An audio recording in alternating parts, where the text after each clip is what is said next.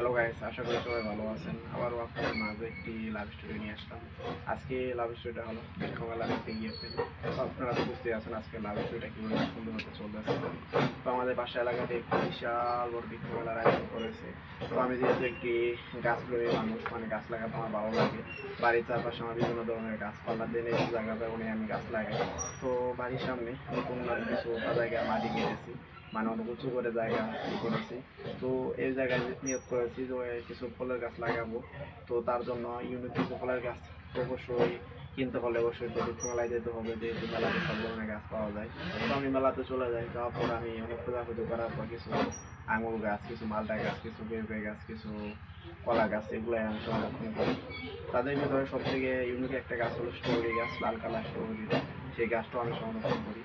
তো যে দোকান থেকে আমি সংরক্ষণ করবো সেই দোকানের পাশে আমি দেখতে পারি একটি মেয়েও দাঁড়িয়ে আছে, সেও কিছু গাছ কিনবে। তো সে ডিসকাশন করতে পারতেছে না কি কি কি কি গাছ কিনবে, কী ধরনের গাছ কিনবে। তো আমাকে বলতেছে যে আচ্ছা কী গাছ কিনলে ভালো হয়।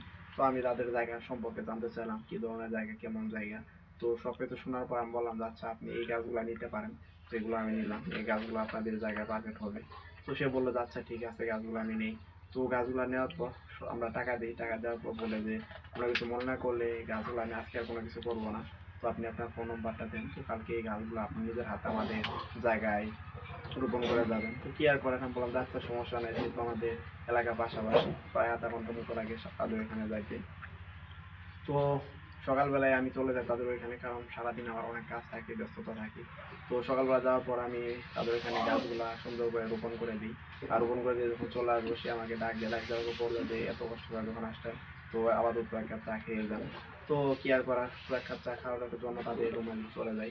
তো চা খাইতে খাইতে আমরা অনেক গল্প করি। তো গল্পটা এক পর্যায়ে বলে ফেলি আপনাকে আমার অনেক ভালো লাগে। তো আপনারা তখন পর্যন্ত যারা আমার লাভ স্টোরিটা শুনলেন তাদের অসংখ্য ধন্যবাদ। আবার দেখা হচ্ছে আপনাদের মাঝে পরবর্তী কোনো লাভ স্টোরি নিয়ে।